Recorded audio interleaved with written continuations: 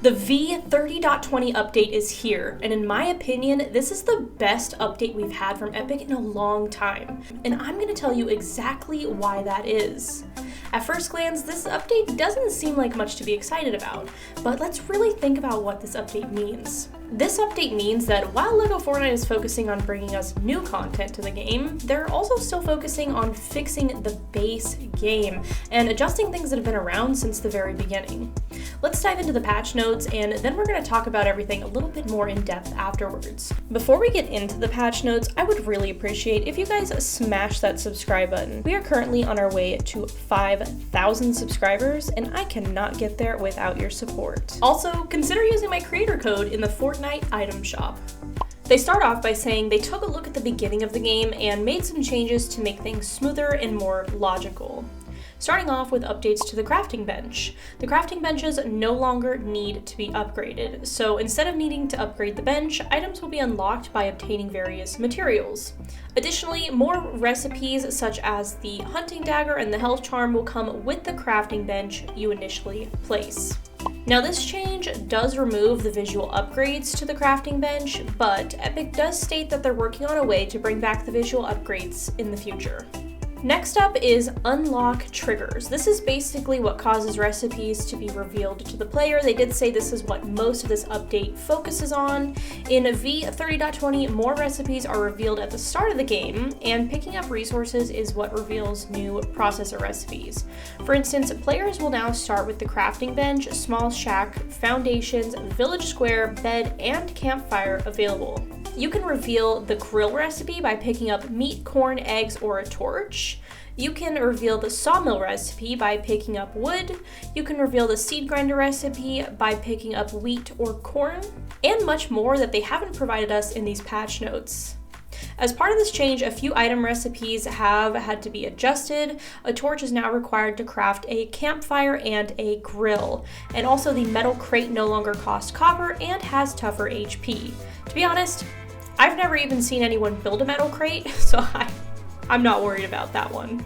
Next up, we have Bright Bomber's base. Now this is a completely new concept to the game, and in a sense it's kind of similar to the Star Wars Rebel base.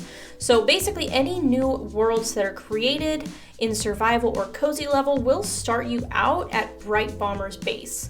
This base can be upgraded all the way up to level 5, and Bright Bomber gives you rewards for helping her. This also comes with some quests, so you can be sure to check those out as well.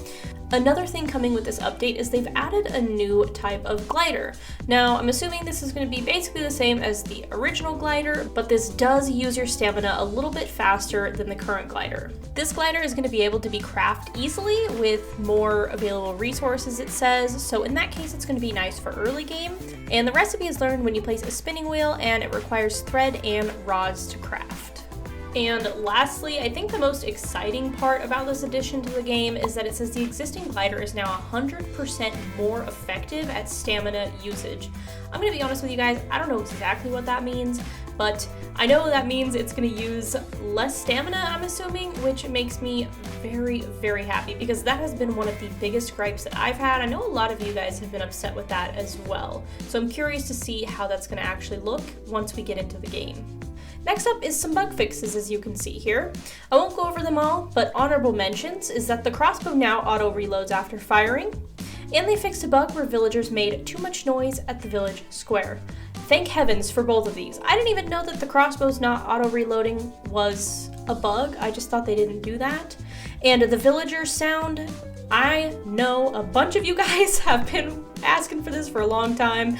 They've been about driving me up a wall, so I'm so grateful that they have fixed that.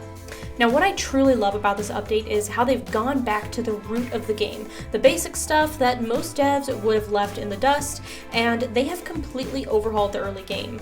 This gives me hope that they will continue to work on the base game and improve it, while also working on adding new content for us to enjoy in the game.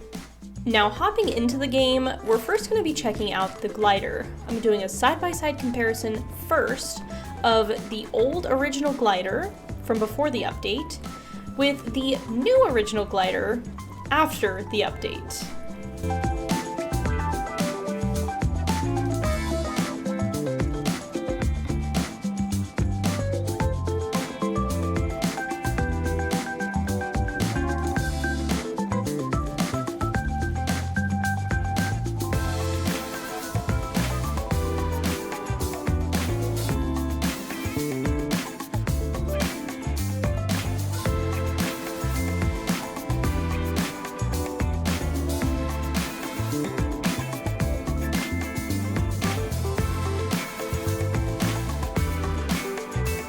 And now we're going to do a side-by-side comparison of the original glider versus the new early game glider.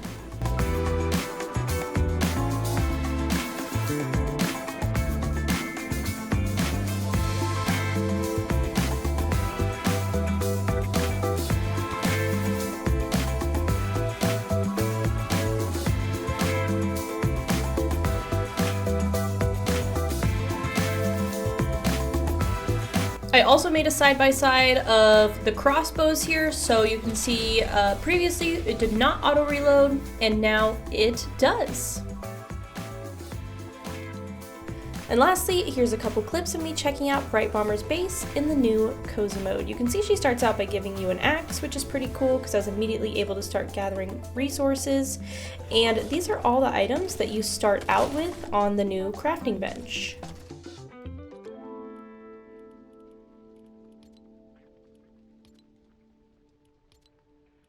Taking a look at the village hub here, it's really reminding me of the Star Wars Rebel base like I mentioned earlier, so I'm interested to see how they're going to start changing things moving forward. Let me know your thoughts down below. Like I said, I think this is the best update we've had in quite a long time, more so because of what this shows us from the devs themselves, rather than exactly what the update contains.